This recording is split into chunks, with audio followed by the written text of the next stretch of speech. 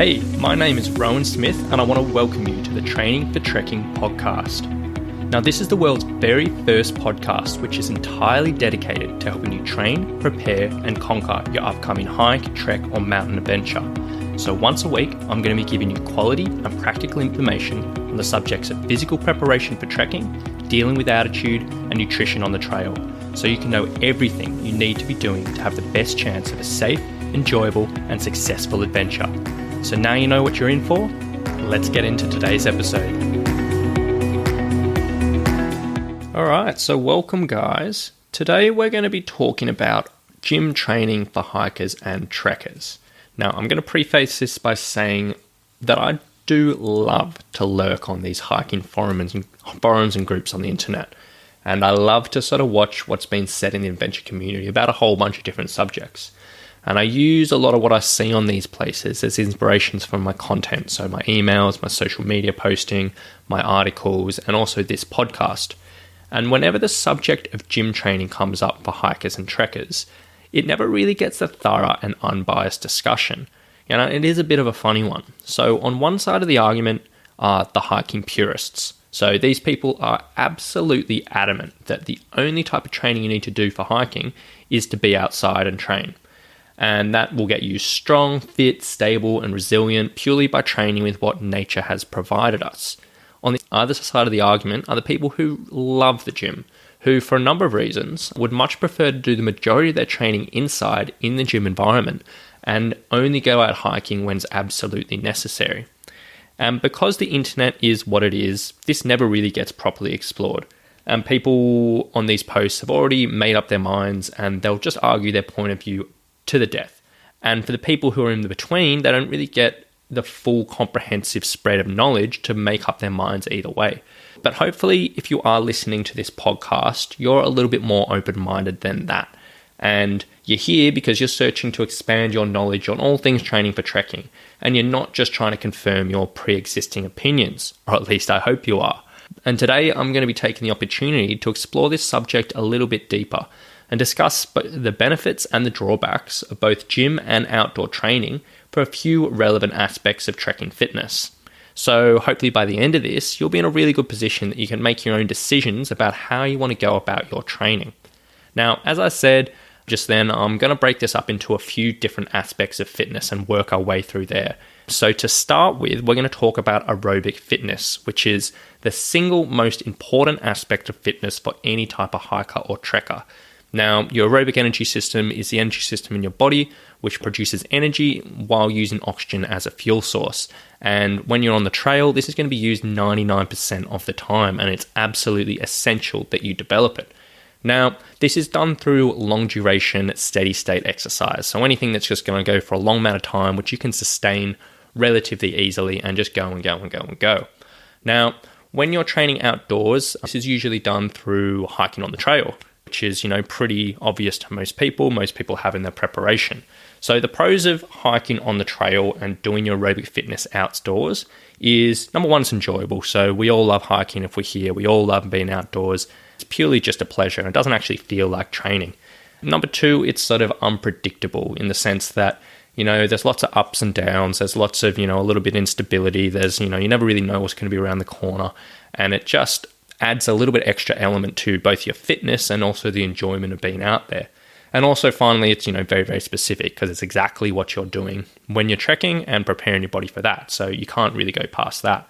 Now, the cons on this is for most people, it's not really practical to be doing this multiple times a week. Like for most of us, we only really have the luxury of getting out on the weekends to do this. But if you are training for a trek, you want to be doing aerobic training more than once a week. So feeling guilty that you can't get out hiking for this is probably not the best thing. And then the other drawback of this is overuse injuries. So quite often, and many people training for hikes and treks, they're carrying things or have a history of things like plantar fasciitis or shin splints or hiker's knee. And if you're doing all your aerobic training out on the trail, sometimes this can aggravate a little bit. And if you do have a history of these things, sometimes this isn't probably the best way to go about things. So that's for the pros for outdoor training for your aerobic fitness. Moving on to gym training for aerobic fitness, probably the biggest pro is it's just purely convenient. So many people, gyms these days are more or less around the corner for most people. You can duck in, duck out, do a 40-minute, 60-minute, 90-minute session, get in and out, have a shower, and then be back to your life relatively quickly. And they're also quite adaptable. So if you are not feeling so well, like if you're out on the trail, sometimes you can't really change the intensity of the hike. It's all going to be the same. In the gym, you can change it quite relatively easy. So you could choose an easy bit of equipment. You can take it a little bit easier speed-wise, resistance-wise, anything like that. So it is really, really adaptable for people to people. The cons of that is can be quite boring. So, some people, the worst torture in the world would be to stand on a treadmill or sit on a bike for an hour, just stare at a screen or into blank space. And it can be quite dull for people. And also, it's not exactly a match into your walking, so into your hiking and trekking. So on the trail, you're obviously doing exactly the same thing. In the gym, as much as you're still developing aerobic fitness, which crosses over no matter what you do, it's not 100% a max. So it's not 100% as efficient as it could be. But there are your up and downs. In all honesty, in my opinion, as quite a few of these answers are going to come out, is you probably want to mix of both. For most of my clients, I'm usually recommending they get out on the trail once a week or once every 2 weeks at the very, very minimum. And around that, they do the rest of the training inside the gym, just purely for convenience sake. And then if there are people who do have a history of overuse injuries, I usually get them to start off with most of their training in the gym and then only start to build into the trail training once their body has got those initial stages of fitness. But that's my opinion on that one. Moving forward into strength. So strength training is super essential for any trekker going on whatever trek they are. As I've said many times, it's absolutely amazing for injury prevention. It's absolutely amazing for increasing your movement efficiency. It can increase your walking speed. And also, just there's nothing like strength training to get you incredibly confident and feel like you're ready to just take on the world. Now, when you're outdoors, usually the way of going about this, it is possible, and it's doing things like stair or hill sprints, which would involve you sprinting up a hill for about 8 seconds, having 2 or 3 minute rest, and repeating that a few times. Now, while that might not be your traditional idea of strength training, it can be quite effective, and it's very, very positive in the sense that, number one, it's free, so you don't have to go into a gym. Number two, it's very, very specific. So you're purely working those muscles where you're sprinting up a hill. It's going to be the same muscles as you're walking up a hill. So it can be very relevant into your trekking world. The cons of that is, number one, it's not very practical for many people. So if you're a little bit overweight, if you're not, don't have a history of running, if you just don't really like to train at a super high intensity, this type of training is not going to be for you, and it's really not going to be practical for you. And it's also hard to hit certain muscles. So when you're sprinting up a hill, you're predominantly going to be using your quadriceps, but there's not going to be that much contribution from your hamstrings, and there's going to be minimal stuff from the glutes, in all honesty. So in the gym, you can sort of balance your body out a little bit more, which is very, very big benefit. Now, moving on to the gym training, when you're doing your strength training, number one, it's accessible, again, super easy to get to. Number two, it's quite a bit safer in the sense that sprints and hill sprints are really only relevant to people who have a history of running and are really in top physical shape already. I wouldn't recommend to people doing that if they weren't particularly physically fit already. But with your strength training, there's a whole bunch of different variations and levels you can work at it in the gym. And more or less anyone can step into it at one level or another and still get the benefits out of it. And then also it's a lot easier to progress. So when you're up on, running up and down hills, you might be trying to run faster. You might add an extra set in somewhere. But with your strength training in the gym, you can simply just add a little bit extra weight, change the exercise slightly. And it's really, really easy in that respect. The cons of that is a lot of people hate the gym environment. So quite often when you're pushing weight, some people do get the perception that they're getting judgment from people around them, which does turn a lot of people off. And I've worked in gyms my whole life and it does happen. And unfortunately, that's just something in the gym. And unless you find a gym that you really, really enjoy and you've got good people, it's just unfortunately a part of the environment. Next is the learning curve. Some of the exercises when you're doing strength training does take a little time to learn.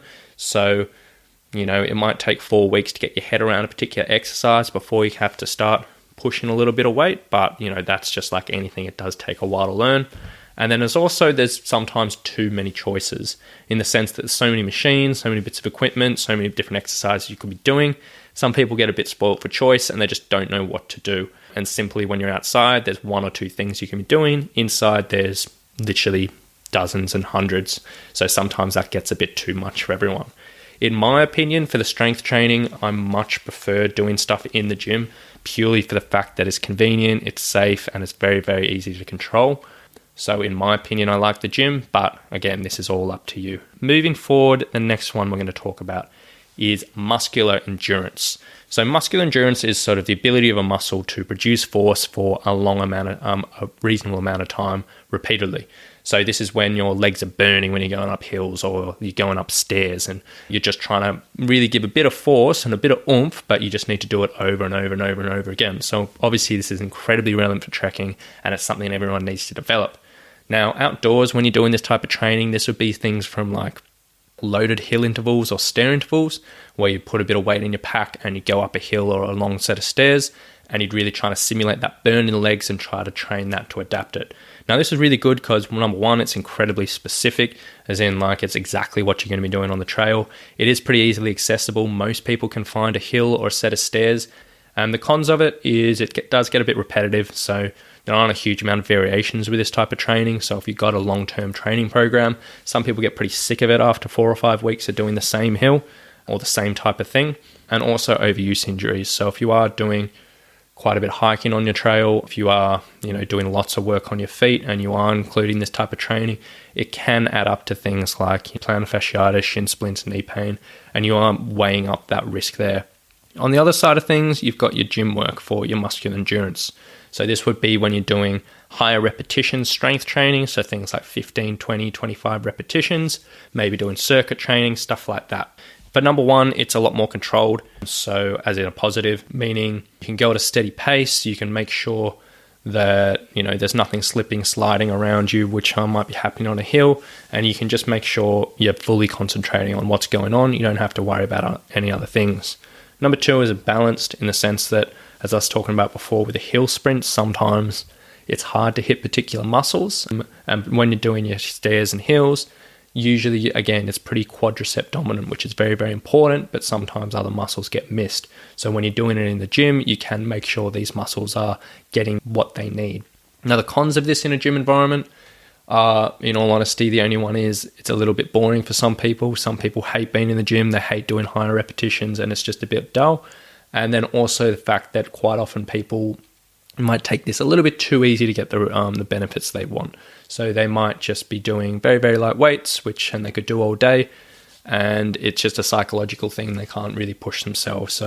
But in my head, again, I would probably say the best way of doing this is outdoors. If you are up to it and physically up to it and not carrying any particular issues, because you can get very, very specific, and it is very, very enjoyable.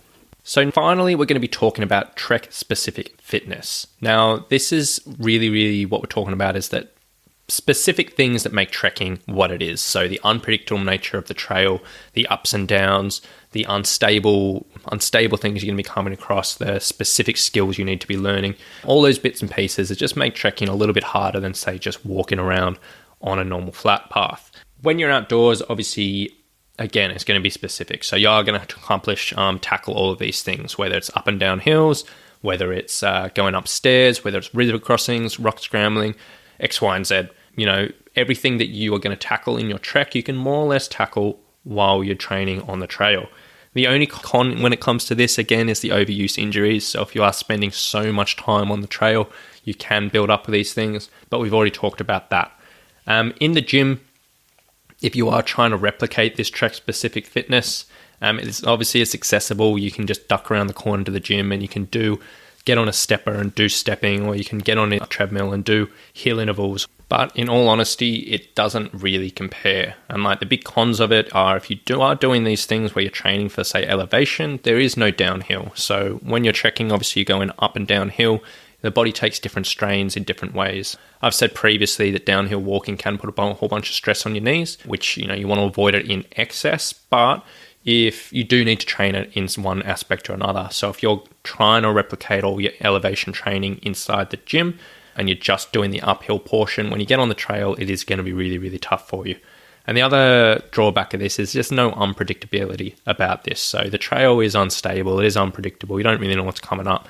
In the gym, you know exactly what's ahead of you. There won't be any stumbles, there won't be any falls.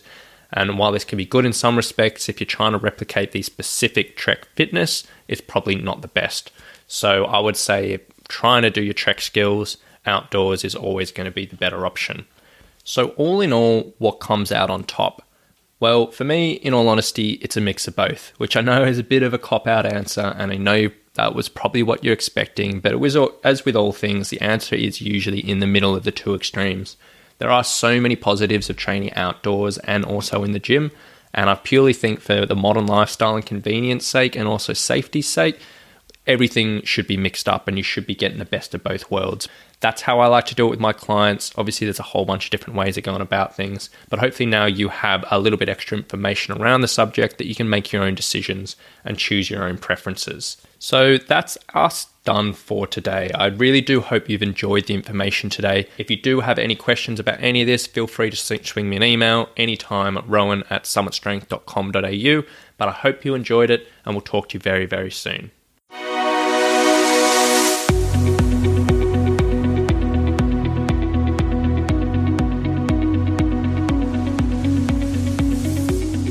You've been listening to the Training for Trekking podcast. So if you've enjoyed this episode, please remember to subscribe, rate, and review us in iTunes. So thanks for getting involved, and we'll see you on the next one.